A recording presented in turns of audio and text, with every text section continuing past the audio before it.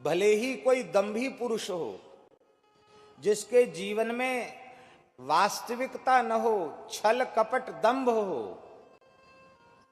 बगुले किसी प्रकृति का हो,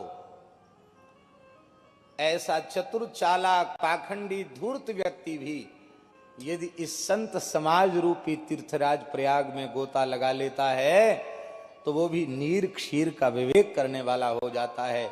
उसकी बुद्धि में निर्णय हो जाता है सत क्या है और असत क्या है। सत असत का विवेक मानस जी में ही गोस्वामी जी कर रहे हैं। उमा कहूं मैं अनुभव अपना, सत हरि भजन जगत सब सपना। जैसे स्वप्न के पदार्थ के प्रति अहमता ममता आसक्ति नहीं होती, ऐसे ही संसार के पदार्थों के प्रति अहमता ममता का आसक्ति का त्याग करके वह भजन में अनुरक्त हो जाता है। ये इसकी महिमा है।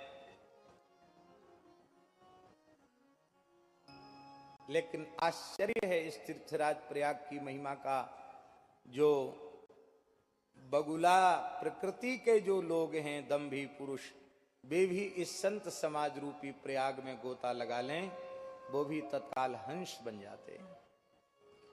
ये सत्संग की महिमा है।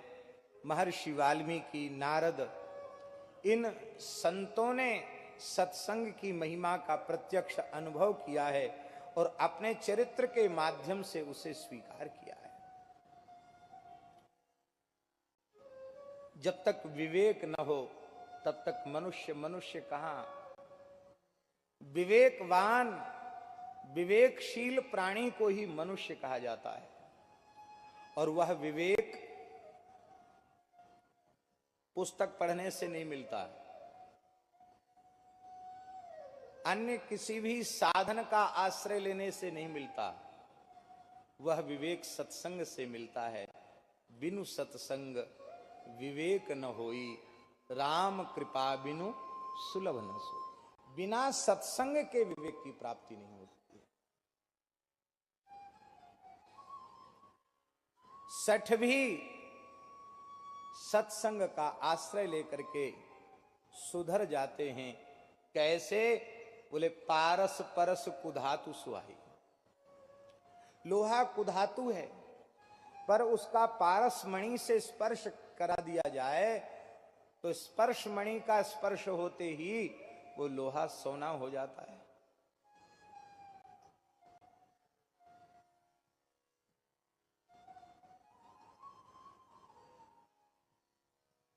लोहे को ऊपर से कुछ आवरण चढ़ा दिया जाए, कवर चढ़ा दिया जाए, कागज का, कपड़े का, किसी चीज का आवरण,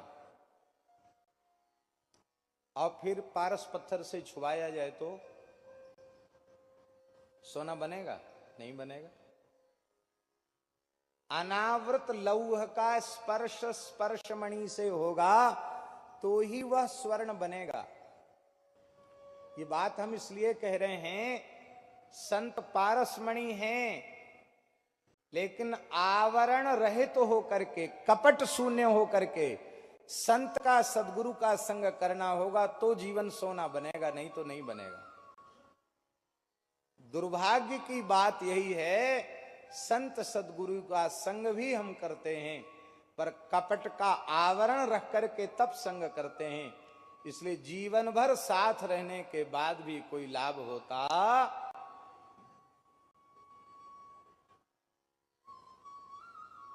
यद्यपि ये कहा गया कि संत पारस के समान हैं, पर संतों ने कहा नहीं, संत तो पारस से बढ़कर के भी हैं, क्योंकि पारस में और संत में बहुत अंतरो जान।